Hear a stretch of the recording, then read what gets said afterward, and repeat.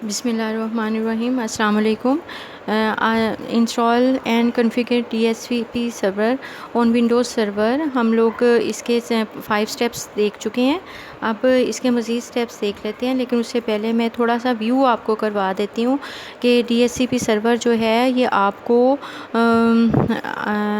जितने भी हमारे पास नेटवर्क पे रिसोर्सेज हैं, कंप्यूटर्स, लैपटॉप जितने भी, तो उन पे IP एड्रेस ऑटोमेटिकली असाइन करता है। अगर उनकी लोकेशन चेंज हो जाए तब भी, और अगर फ़र्स्ट टाइम है तब भी हमें मैनुअली नहीं करना पड़ता। और अगर आपके कंप्यूटर पे DHCP सर्वर नहीं है तो आपको ये फिर काम खुद से करना पड़ेगा।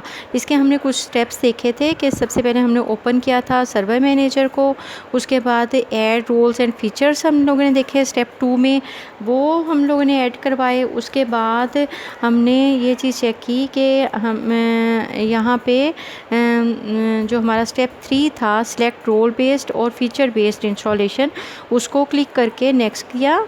और उसके बाद हम स्टेप 4 पे आए और यहाँ पे हमने उस लोकल सर्वर को, जिसको कि हमने DHCP सर्वर बनाना था, उसका रेफरेंस दिया बाय नेम।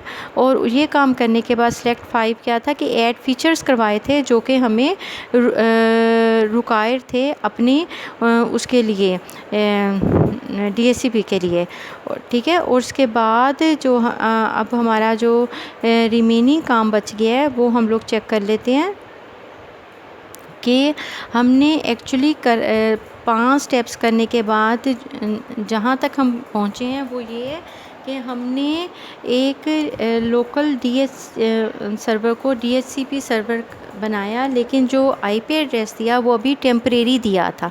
स्टेप 6 में हम क्या करेंगे, on the feature screen click next, और उसके बाद DHCP सर्वर क्लिक नेक्स्ट। 2 काम आप लोगों ने करने हैं। और उसके बाद स्टेप 7 पे हम कंफर्मेशन करेंगे।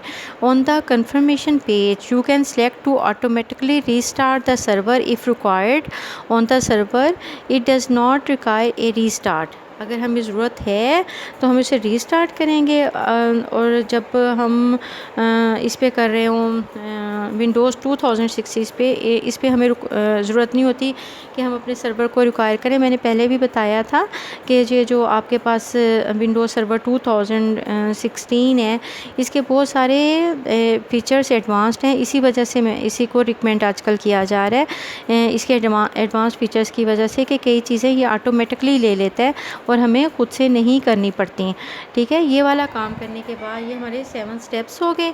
ये काम करने के बाद अब हम क्या करेंगे, कंफर्मेशन है, ये वही जो वो बता रहे कि आप कंफर्म करेंगे कि अब ये देखें DHCP server remote server administration tool है, रोल एडमिनिस्ट्रेशन टूल्स है, DHCP सर्वर है, ठीक है। आपने जो भी करना है उसको आप कंफर्म करेंगे, ठीक है। हम ऑलरेडी कंफर्म कर चुके हैं कि हमारा जो था वो लोकल सर्वर था जिसको कि हमने DHCP सर्वर बनाया है। ये काम करने के बाद वो कहते हैं कि click install and install will restart. जैसे हम इंस्टॉल करेंगे तो इंस्टॉलेशन स्टार्ट हो जाएगी। You will get A install progress page, it will say install succeed when complete. और जब ये सारा काम हो जाएगा, पूरी इंस्टॉलेशन कंप्लीट हो जाएगी, कोई एरर नहीं आएगा, तो वो आपको बाकायदा मैसेज डिस्प्ले करेगा कि आपकी इंस्टॉलेशन जो है वो सक्सेसफुली हो चुकी है।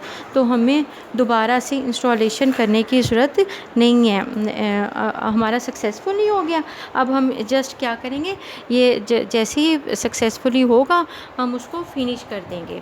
ये काम करने के बाद वो कहता है कि आपकी then complete the install all the DHCP role, move on to the next section for step on configuring the DHCP server. अब DHCP सर्वर है क्या? If you follow the step above you should now have the DHCP server installed.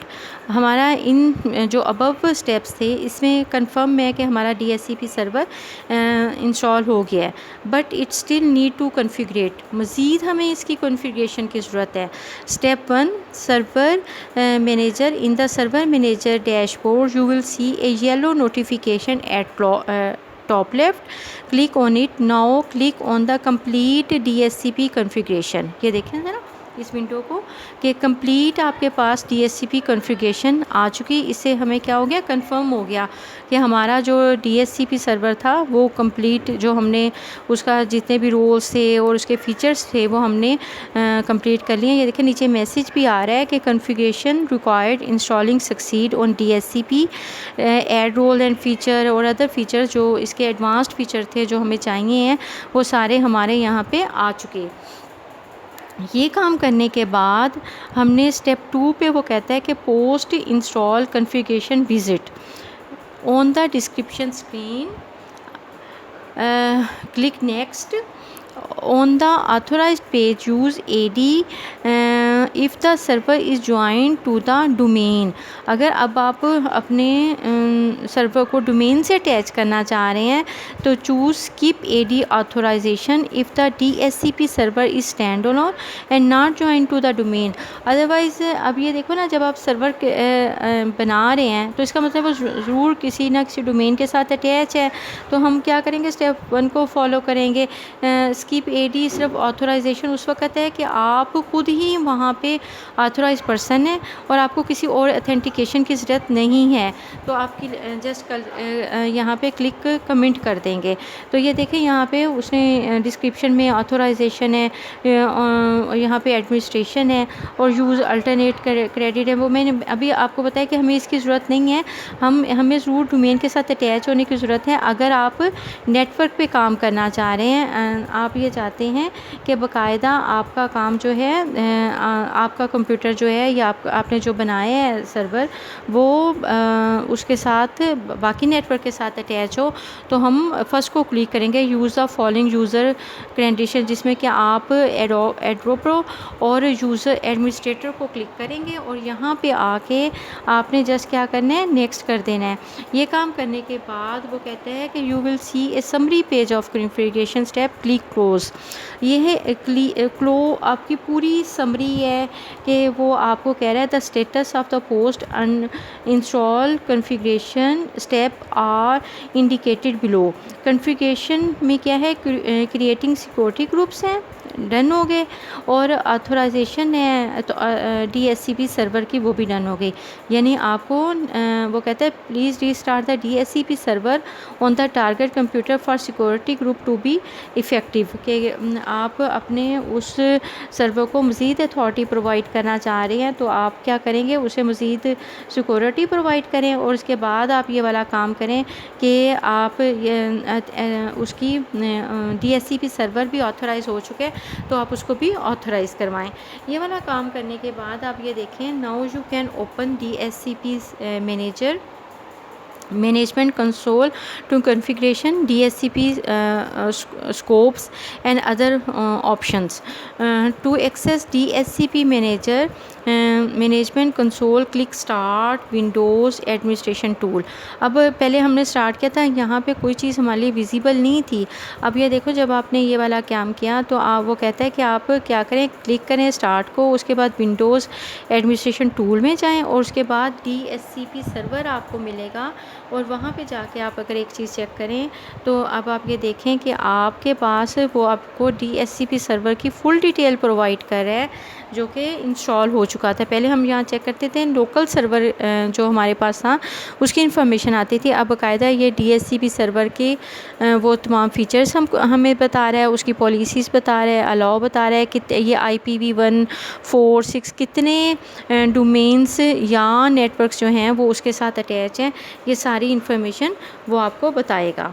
ये हमारे पास DHCP management console है जो कि fully information रखती है किसी भी DHCP की। अब आप क्या करेंगे, the next steps are to configurate new scopes. अगर आप न्यू स्कोप्स लेना चाह रहे हैं, ये कंपल्सरी नहीं है, ये उसने ऑप्शन बताया कि अगर आप मज़ीद भी कुछ ऐड करवाना चाह रहे हैं तो आप यहाँ पे ऐड करवा सकते हैं। रिकमेंडेशन के तौर पे वो टूल्स जो बता रहे हैं, पहले भी उसने SolarWinds सर्वर और एप्लीकेशन मॉनिटर बताया था। This utility was designed to monitor active directory and other critical services like DNS DHCP। ये एक्स्ट्रा फीचर्स हैं जो कि अगर आप चाहते हैं आपके DHCP में होने चाहिए तो आप उसको ले सकते हैं। DNS is the abbreviation of domain name server. ठीक है। और उसके बाद it will quickly spot domain control issues, prevent replication failures, tracks failed log on attempt and much more. ये अगर ये वाला स्टेप आप स्किप करना चाहें तो आपकी मर्ज़ी, आप इसे स्किप कर सकते हैं। हमारे बाकी सारे स्टेप से ये हुआ है कि हमारा DSCP प्रॉपर परमानेंटली बन चुका और उसके हमने देख भी लिए हैं उसके फ़ीचर्स को। ये उसे बताया है कि अगर आप एक्स्ट्रा स्टेप्स को फॉलो करना चाह रहे हैं या एक्स्ट्रा कुछ फ़ीचर्स लेके आना चाह रहे हैं तो आप उसमें लेके आ सकते हैं। और इनको करने के लिए हमें अगर हम ये मज़ीद एक्स्ट्रा फ़ीचर ले लेंगे तो हमें ये है कि मज़ीद उसकी कुछ बेनिफिट्स मिल जाएंगे कि हमारा डोमेन नेम सर्वर बन जाएगा। लेकिन अगर आप ये समझते हैं कि मुझे इसकी ज़रूरत नहीं है तो आप इस स्टेप को स्किप भी कर सकते हैं। अब ये वो स्टेप्स है जिनको फॉलो करके हमारे पास एक DSCP सर्वर क्रिएट हो गया। अब बात आ जाती है कि पेपर में ये किस तरह आ सकता है। अभी पेपर के पैटर्न का हमें कुछ क्लियर नहीं है। जैसे ही मुझे यूनिवर्सिटी से कोई भी इंफॉर्मेशन मिली मैं ज़रूर आप लोगों के साथ शेयर करूँगी। आप लोग इन तमाम नोट्स को जो मैं आपको प्रोवाइड करूँ, मैं इसकी PDF भी आप लोगों को साथ साथ दिए जा रही हूँ, आप उनको थॉरोली स्टडी करें। हर कोई चीज़ भी आपने स्किप नहीं करनी। उसका ये फ़ायदा होगा कि अगर पेपर में ये MCQs भी आ जाते हैं तो आप लोग तो पहले ही स्टडी इतनी अच्छी कर चुके हैं कि आपको MCQs भी इंशाल्लाह इसी में से ही अटैम्प्ट हो जाएंगे। और अगर लॉन्ग या शॉर्ट का कोई हिसाब हुआ तो ये क्वेश्चन लॉन्ग के तौर पे आ सकता है कि वो आपसे कहे कि DSCP सर्वर को किस तरह इंस्टॉल किया जा सकता है। तो फिर आपको ये सारे स्टेप्स फ्रॉम 1 to ऑनवर्ड जितने भी हमने स्टेप्स पढ़े हैं 9 या 10 वो हमने लिखने हैं इसी तरह स्टेप्स में। लेकिन ज़्यादातर सुनने में यही आ रहा है कि MCQs टाइप क्वेश्चन होगा। तो उसकी तैयारी यही है कि आप बाकायदा ये जो मैं नोट्स प्रोवाइड कर रही हूँ इसके अलावा भी नेट पे कुछ सर्च किया करें कि क्योंकि ये बड़ा वास्ट नेटवर्क एडमिनिस्ट्रेशन एक बहुत बड़ी वास्ट फील्ड है जिसको कि हमने 3 या 4 महीने में कवर करने की कोशिश की है। तो हो सकता है पेपर में वो कुछ ऐसा क्वेश्चन कर ले जो हम लोगों ने से रह गया है, तो वो आपके बार बार स्टडी करने से ये होगा कि वो आपका कोई क्वेश्चन मिस नहीं होगा। इसके अलावा मैं इंशाल्लाह कुछ MCQs टाइप कुछ नोट्स आपके साथ शेयर करूँगी, वो भी आप लोग अच्छी तरह देख लीजिएगा। अगर कोई भी प्रॉब्लम हो आप मेरे से ग्रुप में ज़रूर डिस्कस करें, हम उसे कर लेंगे। नेक्स्ट जो है अगर आपको ये चाहते हैं कि ये जो नोट्स हैं ये आप रिवाइज़ करवा दें तो मैं करवा दूँगी। अगर आप नहीं कहते तो मैं वीक 16 से डाउन टू अब यानी नेक्स्ट जो है मैं वीक 15 पढ़ा देती हूँ। तो चलो रिवीजन होती रहेगी जब तक आपके पेपर नहीं होते। तो इसको आप अच्छी तरह से देख लीजिएगा। अल्लाह हाफ़िज़।